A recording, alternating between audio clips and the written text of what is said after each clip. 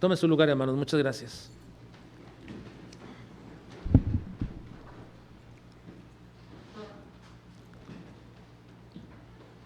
Estamos en el capítulo 9 de Hechos. Hechos, capítulo 9.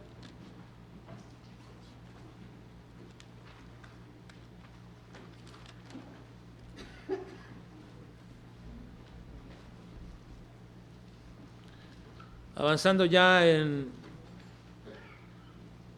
el capítulo, casi para culminar, aún todavía nos faltan algunos temas de este capítulo, pero casi para culminar, estamos ya en lo que fue el tema general, utilizando el poder transformador del mensaje evangélico.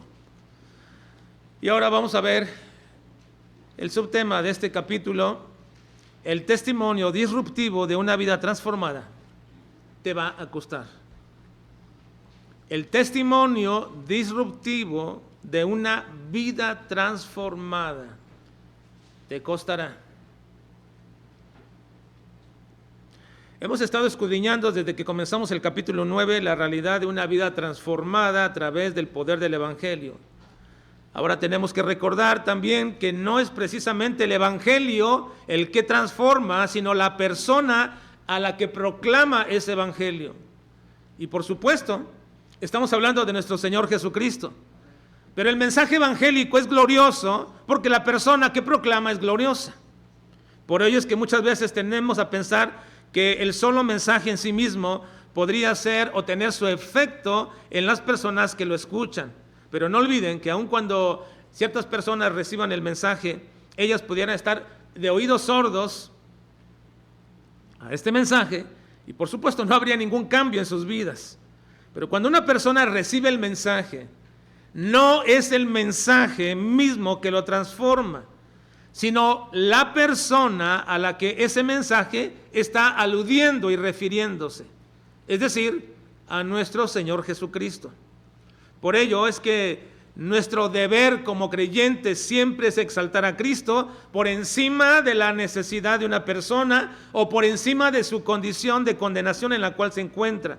No deberíamos resaltar en el mensaje evangélico ni su condición de condenación, ni su situación circunstancial en la cual se encuentra una persona, sino a la persona de Cristo por encima de todas estas cosas.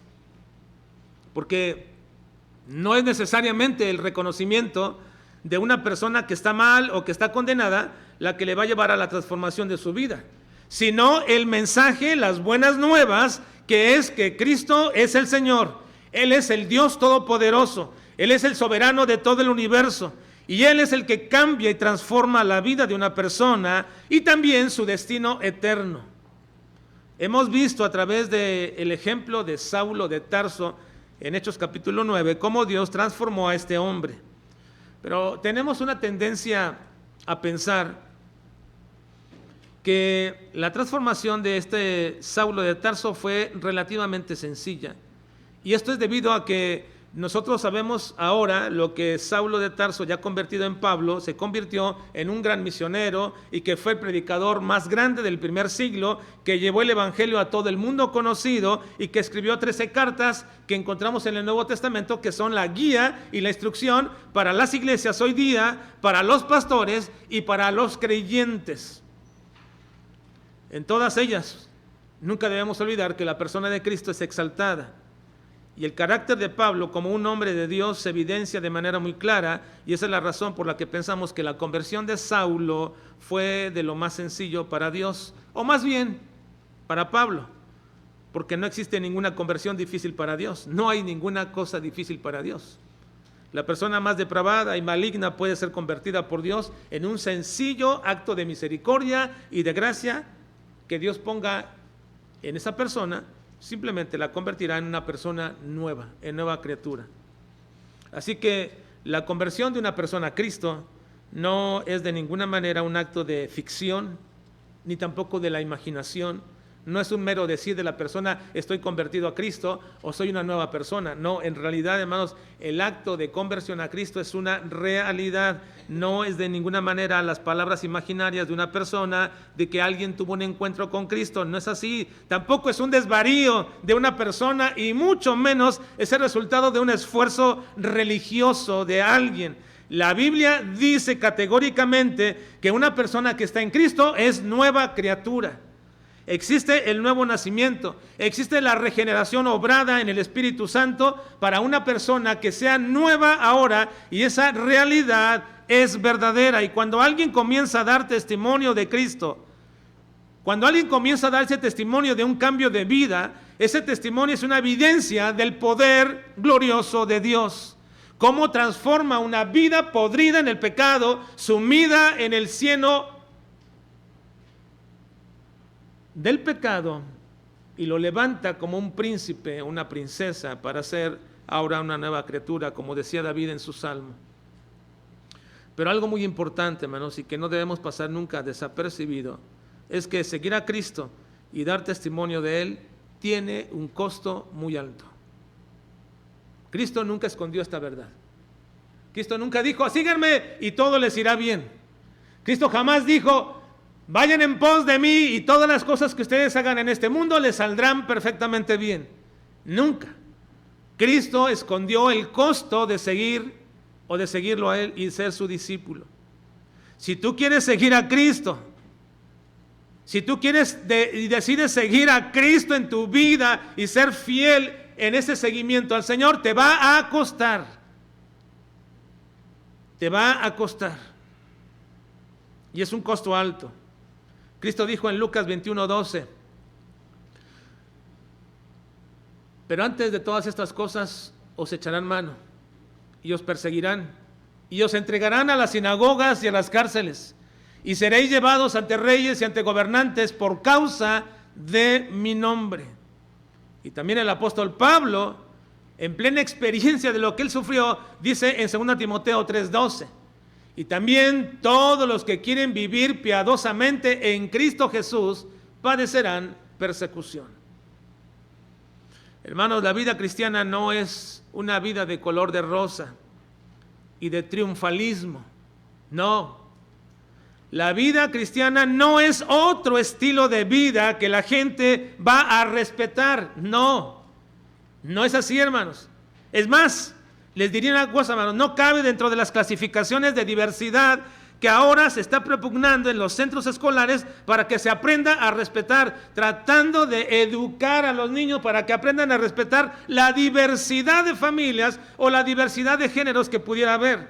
No, la vida cristiana no es un estilo más de vida que le van a enseñar a tus hijos en la escuela a aceptar, respetar y convivir con ellos, como hoy lo hacen con todos aquellos llamados modelos nuevos de familia o con los llamados nuevos géneros. No, esta nueva vida en Cristo no cabe en esa clasificación de respeto y de aceptación. Y te diré por qué, precisamente en el desarrollo de esta parte de la historia que nos corresponde en esta mañana. Pero no creas que si tú comienzas a proclamar que tú eres un creyente, un hijo de Dios, y das un testimonio verdadero, fehaciente de esa nueva vida en Cristo, la gente te va a respetar como respetan a la familia o los géneros actuales o nuevos modelos de familia, donde si no lo haces, te acusarán de ser un retrógrada, te acusarán de cualquier otra cosa, pero no les hables de que eres cristiano,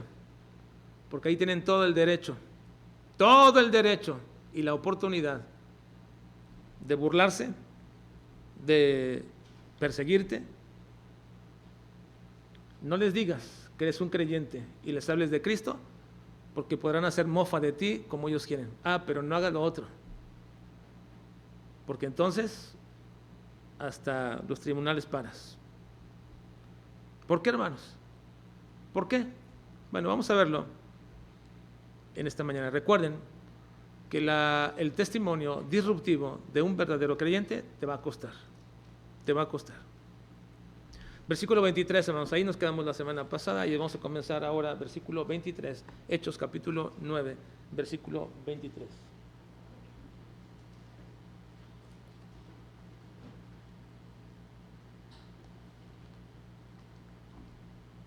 Recuerden que ya Saulo se había convertido al Señor, el hombre que en otrora tiempo era un perseguidor de los cristianos, hoy era uno de ellos, y comenzó a esforzarse para predicar a Cristo.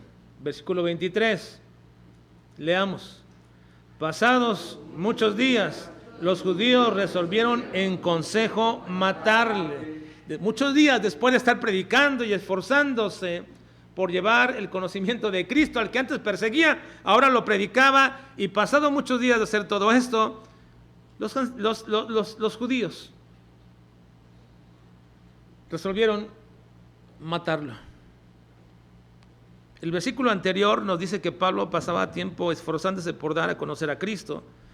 Ahora viene, hermanos, este esfuerzo que hacía de manera continua por predicar a Cristo y por evidenciar ese poder transformador en su propia vida, le iba a cobrar la primera factura, la primera cuenta de lo que el Señor ya le había dicho anteriormente a Ananías: le voy a enseñar a este hombre, a Saulo de Tarso, cuánto le es necesario padecer por causa de mi nombre.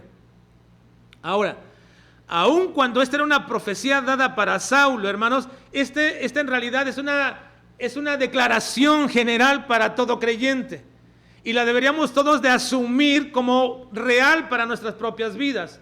El Señor le iba a enseñar a Saulo, eso sí, le iba a enseñar a Saulo cuánto le era necesario padecer por causa de mi nombre. La acción de enseñarle era directamente para Saulo, pero la circunstancia de padecer por causa del nombre de Jesús, eso es para todos, hermanos. Eso es para todos nosotros.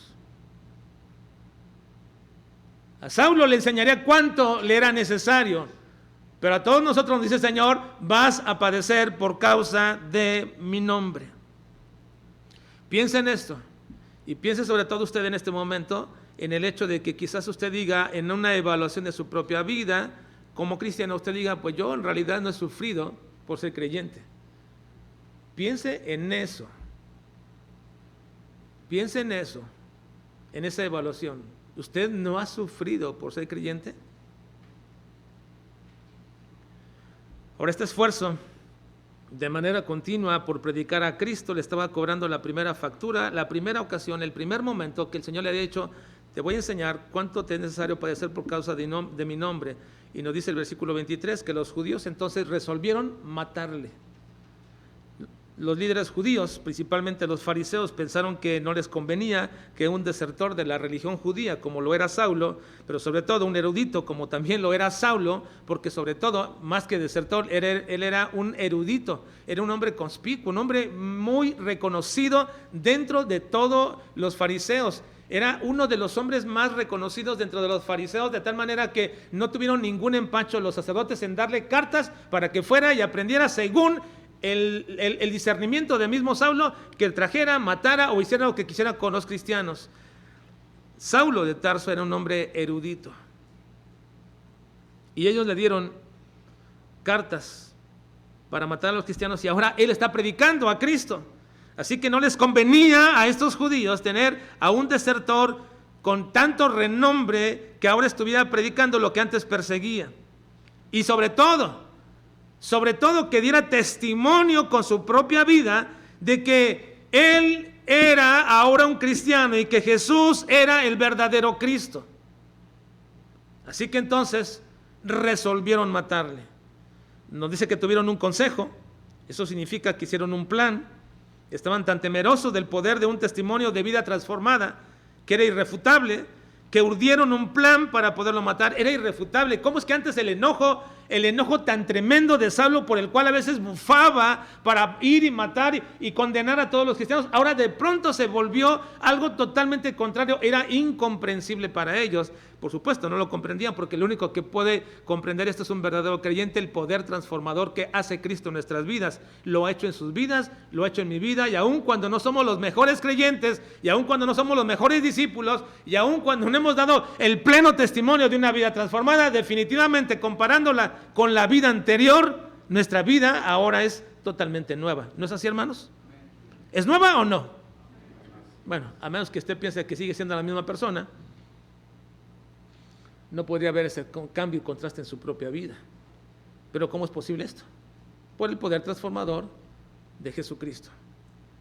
Cuando te entregas a Él, cuando te arrepientes delante del Señor y te humillas y le pides que Él sea el Señor de tu vida, le pides, tu vida, tu mente, tus pensamientos son transformados. Así que tuvieron un plan, quisieron matarlo porque no podían objetar la transformación de este hombre. Dice el pasaje que esto sucedió después de muchos días. En el versículo 23 dice, pasados muchos días. Después de muchos días. Esto más o menos es aproximadamente 3 años. 3 años. En este periodo, Saulo de Tarso se había ido a Arabia y ahí recibió una revelación de parte del Señor de lo que era verdaderamente el Evangelio. En Gálatas 1, 16 y 18 nos cuenta este momento. Dice, uno dice, revelado a su Hijo en mí para que yo le predicase entre los gentiles. No consulté enseguida con carne y sangre, ni subí a Jerusalén a los que eran apóstoles. Aunque falta una partecita del texto, ¿no? Por cuanto agradó al inicio del versículo 16, o no sé si está cortado el versículo 16, o si comienza, revelar a su Hijo en mí, para que yo le predicase entre los gentiles. No consulté enseguida con carne y sangre, ni subí a Jerusalén a los que eran apóstoles antes que yo. Y aquí aclara este espacio de tiempo que aquí se menciona en Hechos, sino que fui a Arabia y volví de nuevo a Damasco, donde estaba ahí. Así que fue a Arabia y volvió a Damasco. Allí se lapso pasado 3 años. Dice, después pasados 3 años, es el periodo de tiempo. Después pasados 3 años subí a Jerusalén para ver a Pedro y permanecí con él 15 días. Así que cuando dice aquí que pasados muchos días, estamos hablando de un lapso de tiempo aproximadamente de unos 3 años que estuvo el apóstol Pablo, tanto capacitándose como también predicando a Jesucristo. Así que cuando regresa a Damasco, ya existía una conspiración contra Saulo de Tarso, y tal era el peligro real al que se enfrentaba Saulo en este momento, que los discípulos de aquella ciudad buscaron cómo librarlo de la muerte inminente. Vean el versículo 24. Dice, pero sus acechanzas llegaron a conocimiento de Saulo, y ellos guardaban las puertas de día y de noche para matarle. Entonces los discípulos, tomándole de noche, le bajaron por el muro, descolgándole en una canasta. Así que estas personas habían urdido un plan, y era tan claro, y estaban tan determinados de poder matarlo, que guardaban las puertas de la ciudad para que no escapara. Pero además de todo esto, los judíos habían instigado al gobernador de la ciudad para que los ayudara a matar a Pablo. Estaban en Damasco. Damasco no era una ciudad judía, era del Imperio Romano, pero era tanto el enojo contra Saulo en ese momento porque se había convertido al cristianismo y su testimonio era tal que no podían objetarlo, que decidieron matarlo. Pero no solamente eso, sino que pidieron ayuda gubernamental para poder matar a Saulo. Y esto lo expresa precisamente el mismo Saulo en 2 Corintios capítulo 11, versículos 32 y 33. Dice, en Damasco, el gobernador de la provincia del rey Aretas guardaba la ciudad de los damasenos para prenderme, y fui descolgado en el muro en un canasto por una ventana y escapé de sus manos. De manera muy ingeniosa, los discípulos usaron una canasta para sacarlo de la ciudad, descolgándolo por el muro. Este evento que cuenta Pablo precisamente habla de esa colusión que había entre el gobierno y los judíos para poder matar a Saulo.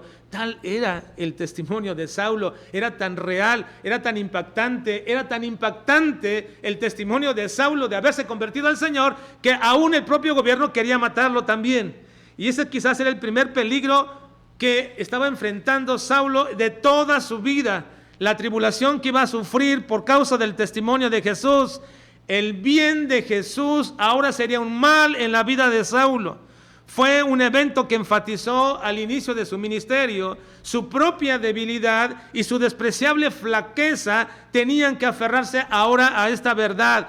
Iba a sufrir por causa de Jesucristo. El apóstol Pablo dejó Damasco de manera muy humillante en una canasta. Ahora, nosotros leemos esto y nos parece como algo muy... Qué bonito, lo dejamos por una canasta, pero para un hombre, hermanos, que antes ostentaba carruajes, caballos y gente con él con comitiva por todas partes, y ahora descolgado por una canasta. No hay nada triunfante en escaparse a escondidas de una ciudad en la noche, escondido en una canasta. No hay nada glorioso en eso. Podría haber algo más descriptivo revelado por Dios mismo en su palabra de lo que es la debilidad y el orgullo quebrantado para un hombre tan soberbio como lo fue anteriormente Saulo de Tarso, descolgado en una canasta en la noche a escondidas porque lo querían matar. Qué humillación para Saulo de Tarso y todo su ego. Esta fue la primera de muchas escapadas que Pablo hizo. No fue la única, fue la primera de muchas escapadas. Y a veces no lo logró hacer. A veces lo atraparon, otras veces lo encarcelaron, otras veces lo apedrearon, otras veces lo golpearon, lo azotaron. Muchas veces no escapó de sus perseguidores y tuvo que sufrir muchas cosas por el amor a Jesús, por causa del testimonio de Cristo. Pero no solo sufrió eso. Vean el versículo 26, hermanos. Dar un testimonio real de Jesucristo no solamente nos trae la persecución de la gente de afuera. Ven el versículo 26, por favor. Leamos. Cuando llegó,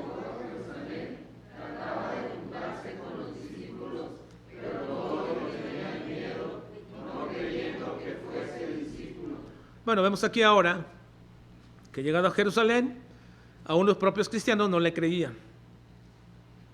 Ahora esta es una escena muy común en casi todos los creyentes. Cuando un creyente se convierte al Señor, cuando un hombre se convierte al Señor, una mujer, la familia y la gente cercana no le creen. No creen realmente que sea su conversión. Dice, ya te volviste religioso, ya te volviste aquello, se te va a pasar. Todo eso. La gente no cree la verdadera conversión de una persona. Pero ¿sabe qué, hermano? Lo más triste de todo esto es cuando un creyente que está en su primer amor es criticado por otros creyentes. Eso es triste. Cuando un creyente está recién convertido en su primer amor, su primer deseo de seguir al Señor, de dar todo lo que sea por causa del Señor, es criticado por otros creyentes. Se dicen entre ellos, así éramos todos. Queríamos andar de aquí para allá en todas las actividades, andar con el pastor de aquí para allá, queriendo participar en todo, pero ya se le acabará pronto. Qué triste, hermanos. A Saulo lo relegaban, no le creían, diríamos quizás con cierta razón, pero qué triste que tengamos, hermanos, entre nosotros esa actitud para con los nuevos creyentes. Para mí es una bendición, un gozo ver a los nuevos creyentes, hermanos, siempre. Anima, reanima, aun cuando no saben todavía exactamente, tienen un deseo, un impulso en su corazón y hay que dirigirles, hay que ayudarles para que sea, pero no apaguemos ese fuego en su corazón, ese deseo de poder dar testimonio de Cristo a los demás, solamente porque a nosotros ya se nos apagó ese deseo, solamente porque hoy nos excusamos con tantas cosas de que no testificamos aquí ni allá, pero vemos aquel y decimos, bueno, así lo hacíamos también nosotros, y por ello estemos apagando el fuego, el celo, el amor de los nuevos creyentes. Quizás diríamos, hermanos, con justa razón que Saulo era relegado, así que entonces tuvo que actuar Bernabé. Tuvo que ayudar en esta situación que amenazaba con traerle desánimo al nuevo convertido llamado Saulo de Tarso, porque nadie se juntaba con él, nadie lo quería. Y entró en acción Bernabé. Versículo 27, vean por favor, hermanos. Entonces Bernabé, lean, por favor. Lo trajo a los apóstoles y les contó cómo Saulo había visto en el camino al Señor, el cual le había, y cómo en Damasco había hablado valerosamente. Así que Bernabé se convirtió en un mentor para Saulo en estos primeros años de la nueva vida en Cristo de Saulo de Tarso. Y puedo decir, hermanos, ¿cuánto necesitamos nosotros? ¿Cuánto necesitan también los nuevos creyentes tener a un o una Bernabé para ayudarles en sus primeros pasos de la vida cristiana? Que le dirija y que le ayude a no ver las críticas de otros o los errores de los demás, sino que le ayude siempre a ver a Cristo por encima de todo eso. Lamentablemente, quiero decir, hermanos, que tristemente cuando comenzamos a tener confianza creyentes con otros creyentes, el asunto no es para animarnos a ver a Cristo, sino para ver los errores de los demás y condenarles y decirles y criticarles continuamente. Qué triste. Necesitamos hombres como Bernabé o mujeres como Bernabé que les ayuden a los cristianos a ver a Jesucristo por encima de todo lo demás. Por supuesto, no objetando ni tratando de esconder los errores, sino decir claramente que lo principal en nuestras vidas es Cristo.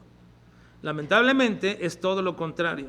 ¿Cuántas veces nosotros no hemos pecado haciendo comentarios de tal o cual persona con las personas nuevas?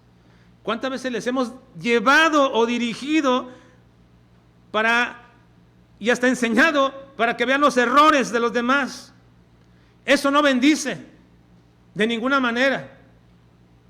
Cuando aquel creyente, aquel hombre de Dios o mujer de Dios que apenas comienzan o que conocen nuestra iglesia y quieren hacer algo de pronto, digo, no hagas tal cosa, no vayas a hacer esto, aquello, no pienses de tal persona de esta manera, y comenzamos a enseñarles sus errores y lo que son y lo que pensamos que son, y eso no bendice absolutamente a nadie.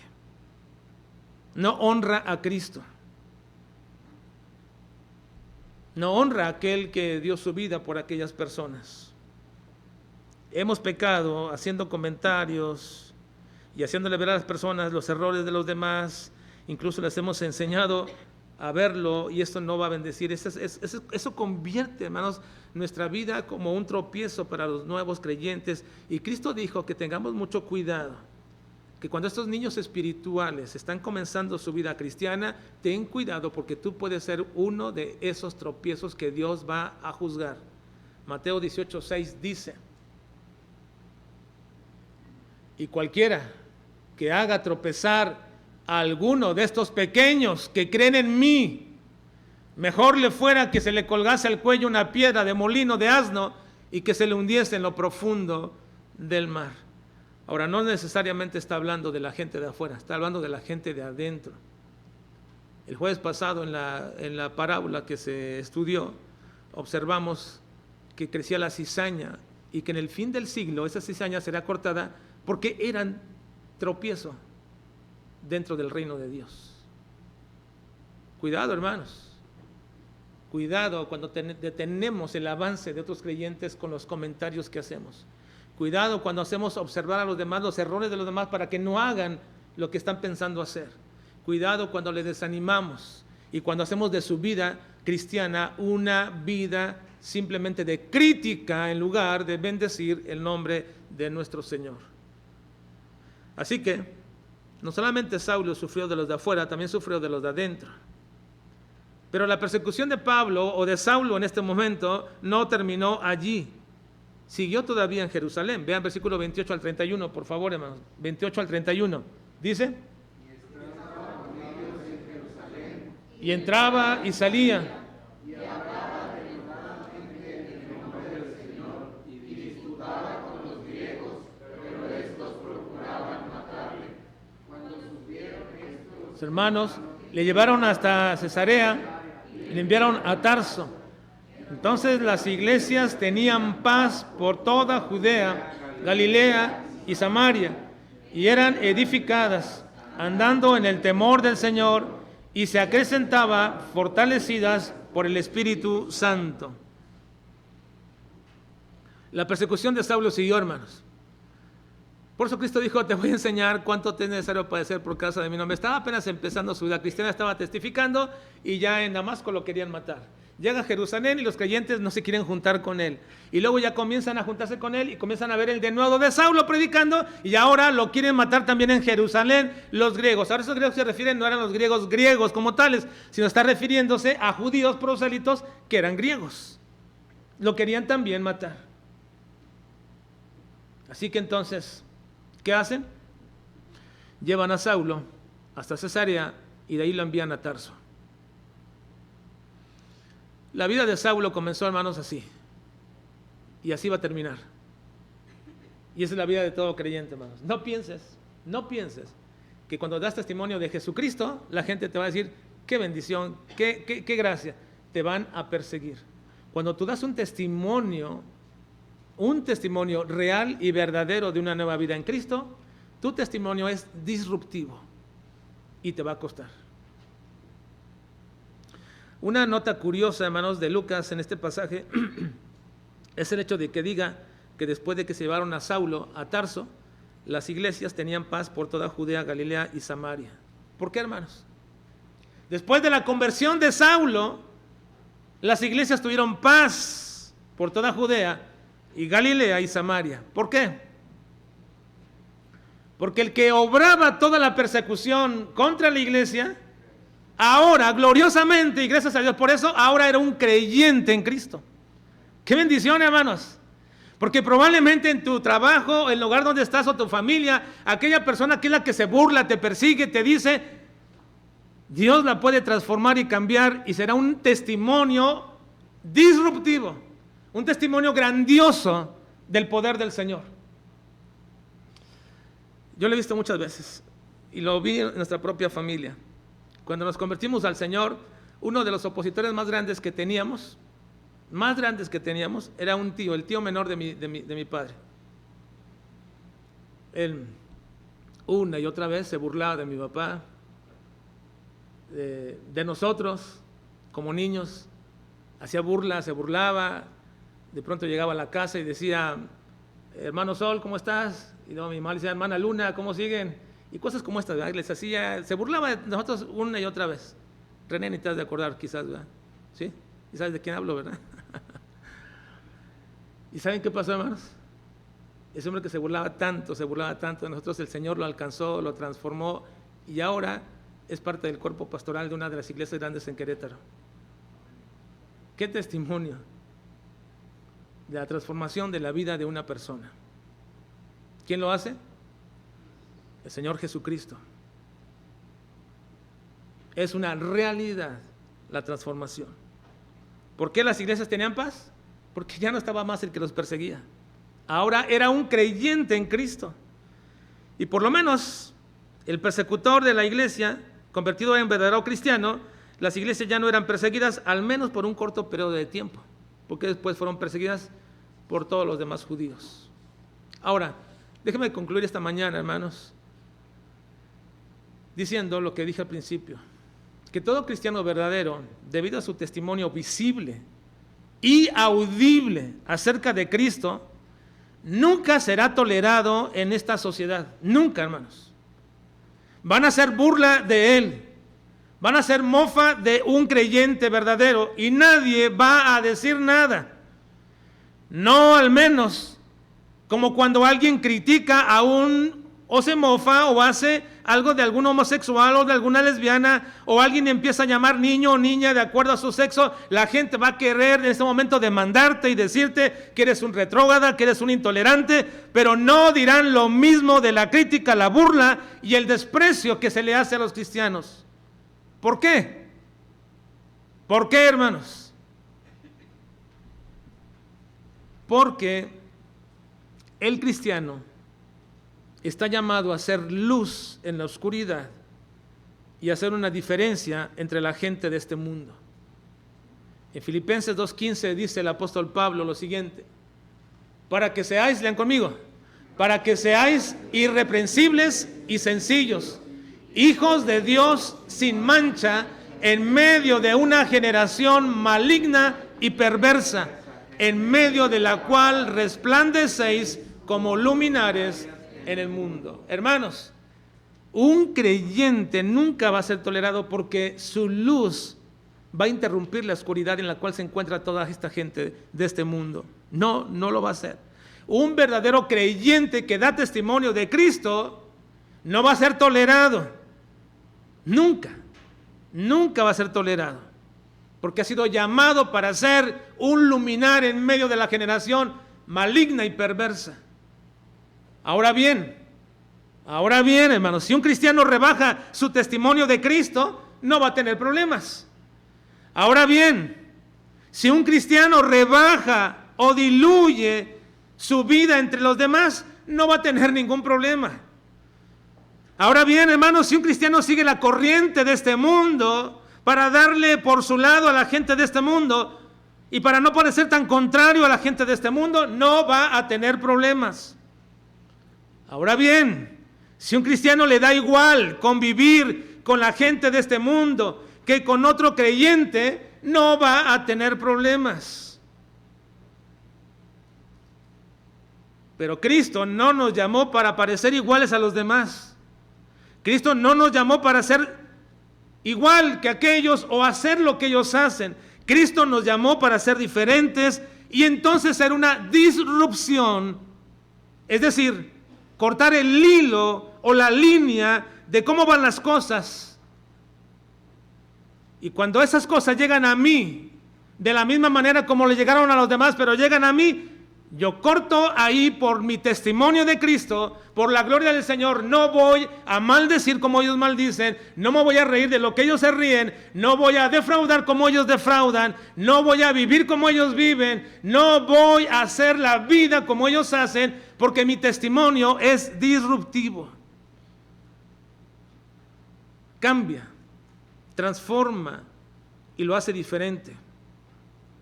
Corta el hilo, la línea de cómo van las cosas, porque no puedo ser igual que los demás, no podemos ser iguales, es inconcebible, a menos que tú digas que para mantener el cuidado con los demás y mantener un buen tiempo con las demás gentes y para mantener la unidad grupal en tu trabajo o en tu escuela, donde sea, pues hagas una cosa que otra con ellos, vivas igual que ellos, entonces no vas a padecer.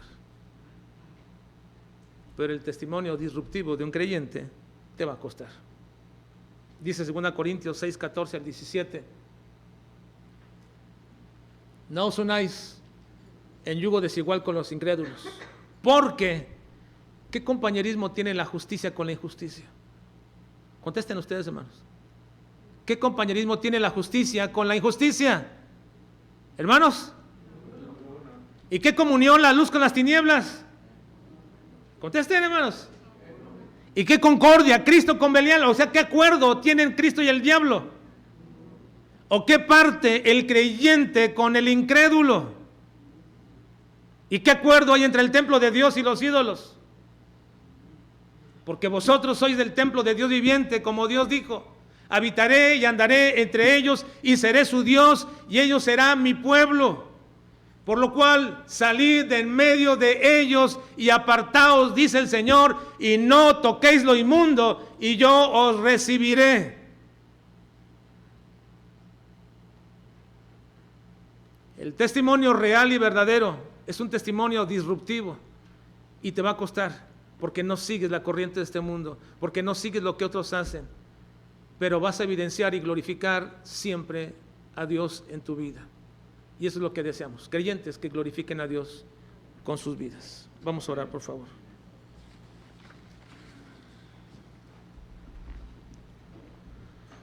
Padre, te alabamos y bendecimos en esta mañana. Y te pedimos sobre todo perdón, porque muy probablemente, Señor,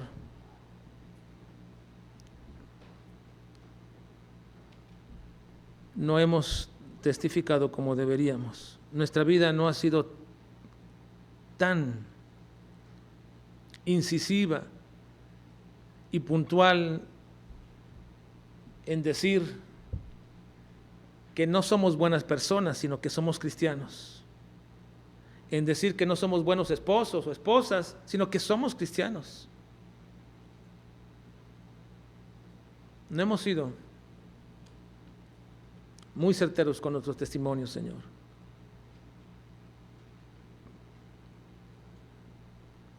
Y te pido en el nombre de Cristo que nos ayudes para poder decir como el apóstol Pablo, ahora Cristo es glorificado en mi vida, por vida o por muerte, pero Cristo es glorificado en nuestras vidas. Señor, ayúdanos. Ayúdanos a que nuestro testimonio sea tal como tú lo quieres, que aunque cause malestar en muchos, también cause el efecto positivo de atraerlos a Cristo, quien puede transformar sus vidas. Ayúdanos, Señor. Te lo suplico y te lo ruego en el nombre de Jesucristo. Amén. Vamos a poner